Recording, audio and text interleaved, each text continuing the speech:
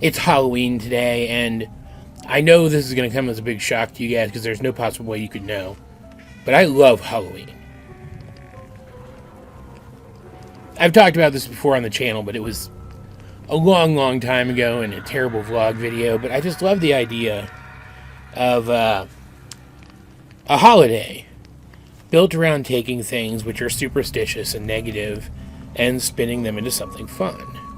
And you can approach it in various different degrees. If you're someone who is genuinely superstitious, but you like the thrill of that, you can genuinely scare yourself with imagery that you find really chilling, or you can just expose yourself to some fun scares that are entirely harmless, physically and psychologically. You can approach things that would be dangerous normally and get some fun and enjoyment out of them. And I really like the concept of that, not to mention that I just like the aesthetic. And if there is one franchise, one entertainment franchise that sort of embodies this concept of self-curated custom scares, it's Scooby-Doo. This is going to sound weird, but I promise I'm about to explain. It's the TMNT of mystery cartoons. Because there are so many versions of it that, just like Teenage Mutant Ninja Turtles, you can pick a version that's your favorite and it's an entirely valid version, as valid as any other version. Scooby-Doo also has so many different versions and so many different interpretations that no matter which one your favorite, no matter which one you feel is best to get those spoopy thrills for you, that's a valid interpretation, and someone else out there thinks it's a valid interpretation and is telling stories in that interpretation and expanding on it. And while I do prefer the iterations of Scooby-Doo where it turns out that the false supernatural stuff that the kids actually deal with has a more sinister, real supernatural bent to it, like Witch's Ghost or Zombie Island, or the Mystery Incorporated series, which is just spectacular. There is something to be said for the charm of the original, where none of the supernatural stuff is weird, and yet it still manages to have a supernatural flavor. And all the villains are actually just terrible people and trying to exploit other people, which hits a little too close to home nowadays for me. Makes it hard to go back and rewatch that show because, man, that's just so real. And so any version of the story that attempts to go back to that original and discount the newer stuff, like that real supernatural bent that I was talking about, and just expand on the original, is still going to be fun and it's still going to be charming. And that's what Trick or Treat Scooby-Doo is. This is a movie which, while being ambiguous as to what time period it's set in to fit with the original, jumps immediately off of the original. It doesn't take these characters into the realm of any of the sequel movies that they've gotten since then. It just treats the series as the entire canon. In this movie, very early on, the kids discover a connection between all of the various technologically enhanced costumes that their villains wear that allow them to do the crazy ghostly / supernatural things that they do. And they trace that back to a character named Coco Diablo, who has been selling the costumes to these people because it's not like they're murdering anybody. And looking at it from a certain perspective, morally speaking, she's just helping these people deal with their problems, while also getting her name out there and making some money. She's not a good character, but she's not a bad character either. I mean, she is a good character. She's not a good guy character, but she's not a bad guy. You get what I'm saying. And they bust her and they put her behind bars. And immediately, just like in any episode of the original show, we get a couple of characters introduced, and you just know one of them's going to be the overarching villain of the movie. There's her apprentice, this very gothish guy, and there's the warden at the Coolsville Penitentiary, who just gets too much screen time, and he's too tech-savvy not to be setting something up.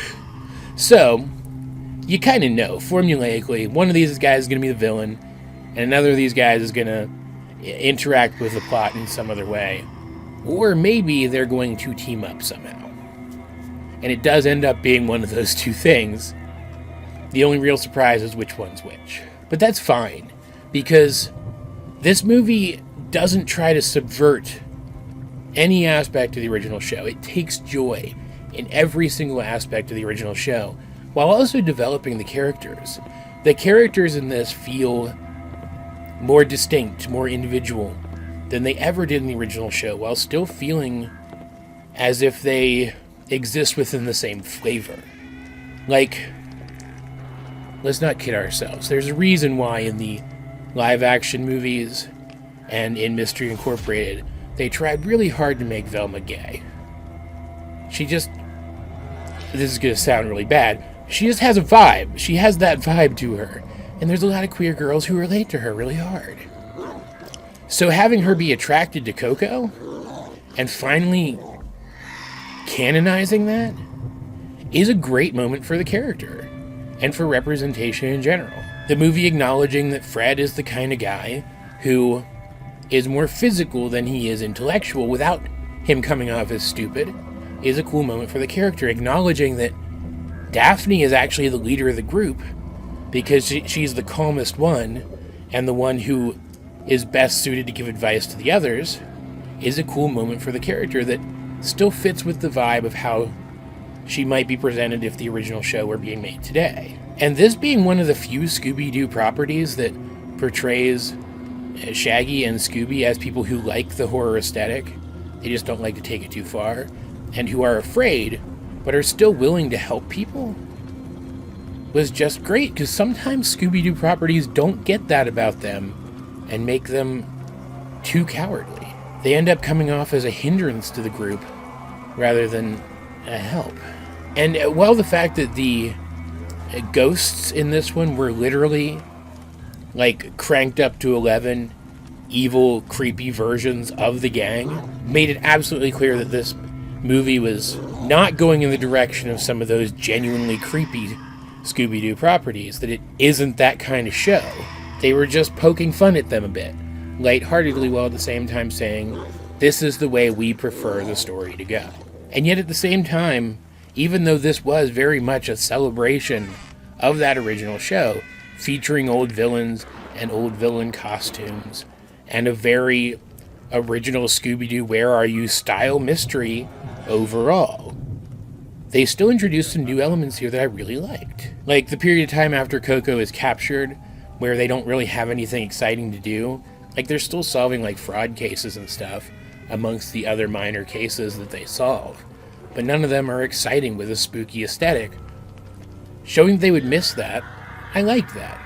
It gave depth to these characters, and showing that they were kind of responsible for the appearance of the ghouls, I liked it. They still took responsibility for it and dealt with it in the end. And they showed themselves to be capable all throughout the story, even rounding up a bunch of their villains again in the end, so no harm was done. It just made them feel like more realistic people rather than just a vessel for the story to progress like they often did in the original cartoon. And it created this interesting dynamic. Like there's a cop character in this, there's the characters at the jail. Like these are locations that we didn't see in the original show. And then there's characters like Coco, who they team up with her in this movie. And it almost seems like she's actually the ultimate villain for a little while, but in the end she helps them, equipping them with some costumes that give them some supernatural abilities to help them in the film's climax.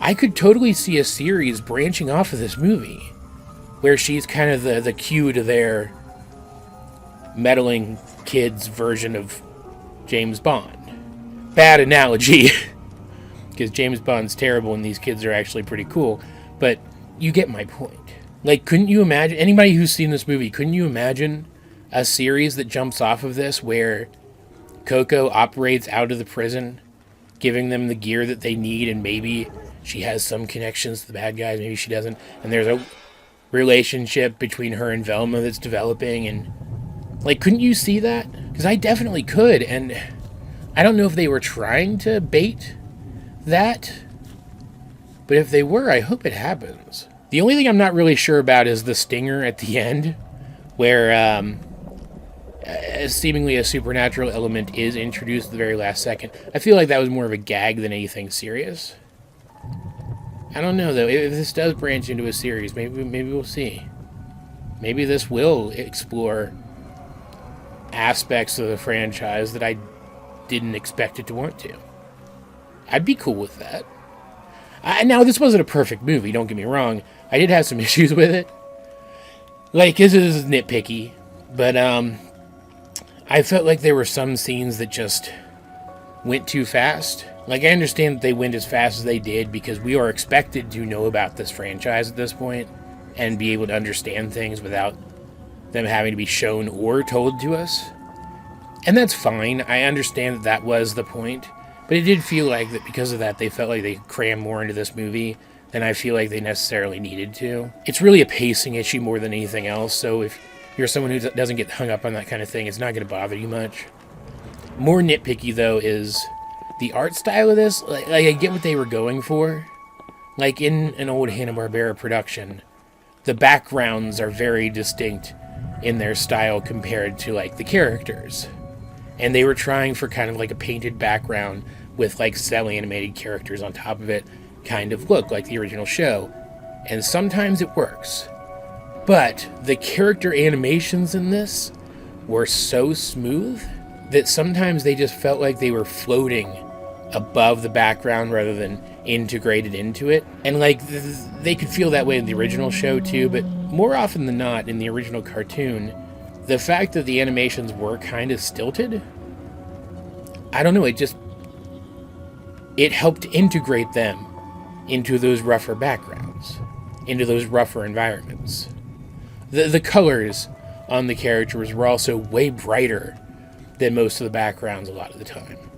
They just felt like they could have been integrated better, like the art styles could have been brought to more of a middle ground, while still conveying the same vibe? I don't know how I would do it, but I feel like it could have been done. And this was less a mystery story and more a comedy. There were a lot of gags in here, and as a comedy, it was kind of, at best, chuckle-worthy for me. Like, I never really laughed out loud at this. So, I don't know, if you're going into this expecting to just be like riotously laughing all the time and or being challenged by an actual mystery, like, you're going to come out at the end disappointed. Just expect to experience this for what it is.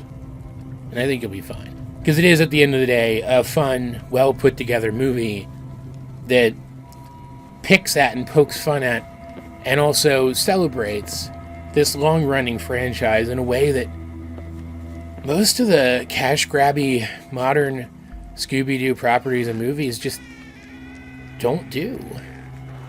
Like, this felt like it was trying to be as much a celebration of the franchise as something like Mystery Inc., just taking it in a completely different direction. And I respect it a lot for that. If you haven't seen Trick or Treat Scooby-Doo yet and you are a fan of old cartoons or of this specific old cartoon specifically, definitely check this one out. I think you'll get at least something out of it. If nothing else, you'll have fun with the redesign of the Mystery Machine. That was really cool. But if you have seen Trick or Treat Scooby-Doo, as per usual, what did you guys think of it? Let's get a discussion going in the comment section down below. And while you're down there, you might as well like the video and share it with anyone else who you think would enjoy my content. Subscribe if you haven't. You can also check out links to my various social medias, as well as many ways you can help out the channel. Those will be in the video description. But either way, this has been AJ22 saying, Happy Halloween.